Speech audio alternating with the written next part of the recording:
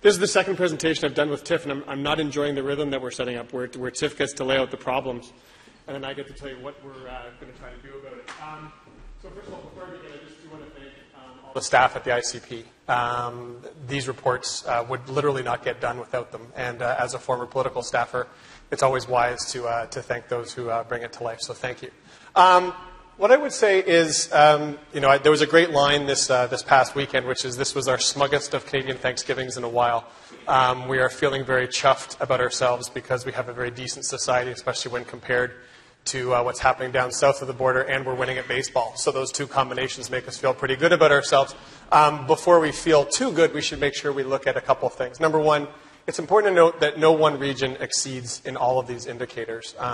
Although if you're sitting in Sweden after you read this report, you're going to feel pretty good about yourself, except for one of the indicators. On the second point, and I think we'll get into this a little bit with the panel, a couple of things to note. Number one is that Jonathan Haidt, who's a fellow at one of our other institutes, the Martin Prosperity Institute, likes to talk about there's two dials on the dashboard of any society, and one is the decency dial and the other one is the dynamism dial. And if you think about it in that sense, our dial on decency is up high. We have a high degree of social tolerance. We are sitting in literally the most multicultural city in the world, and the rest of the world looks at this place and says, well, where are your riots? Where are the fires? Where is the conflict?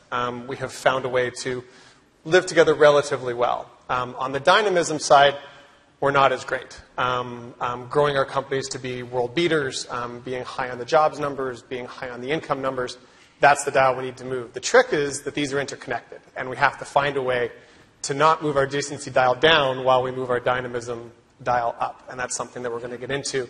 As well as Tiff talked about the fact that the panel challenged us, and that is true. It's also true that it got to the point where our caveat in our annual report about the failings of GDP was actually getting longer than the paragraph about GDP. And at some point we said to ourselves, we actually need to write a report about all the other things beyond GDP.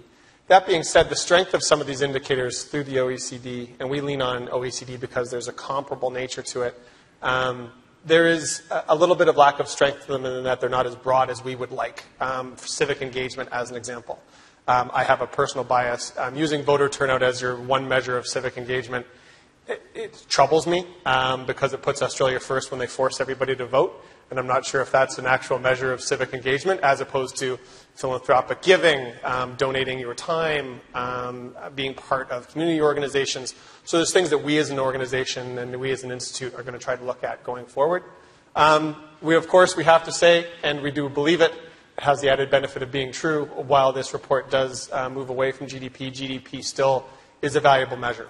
And there are items that we're going to speak to that we still continue to need to look at increasing our productivity. I've chosen three of the elements to look at because I thought they stood out in various ways.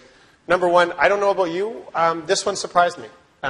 This is one of those measures that I would have thought if you asked Ontarians their perceived social network support, that it would be higher. Now it is 92%, and if I had brought home a 92% in most of my tests as a kid, my parents would have been pleased, but this does rank us lower against our peers than I would have anticipated.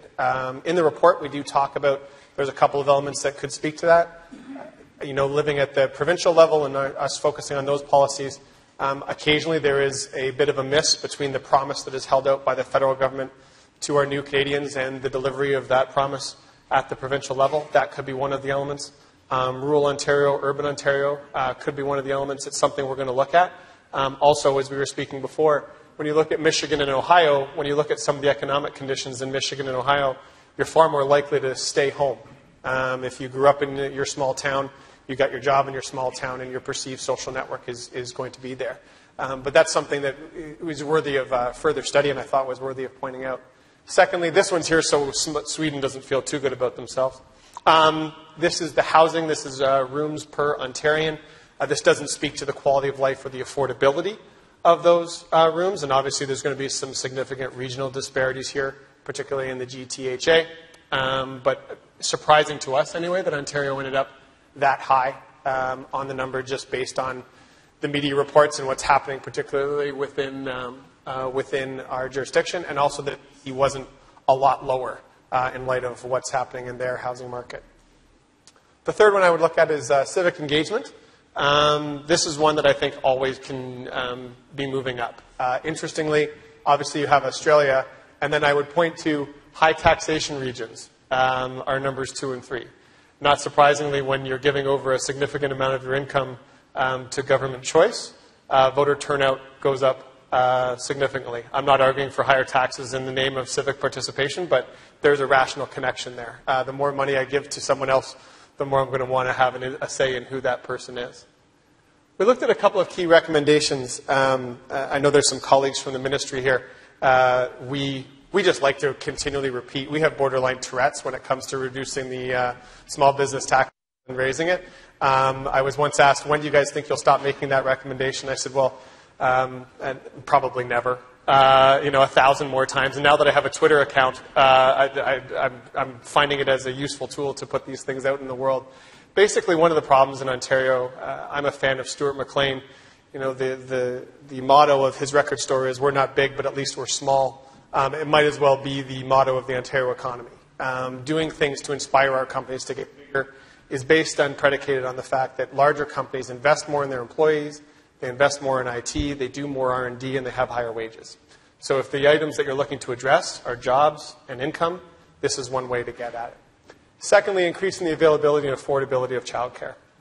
There's some pretty shocking stats in there about the average cost of daycare in Ontario versus, say, Quebec is always the one that people use, but you're talking somewhere between $700 and $1,700 for daycare in Ontario. On this campus and on campuses across this province, in most professional schools and increasingly in undergraduate, the number of females who are taking these programs is well over 50%.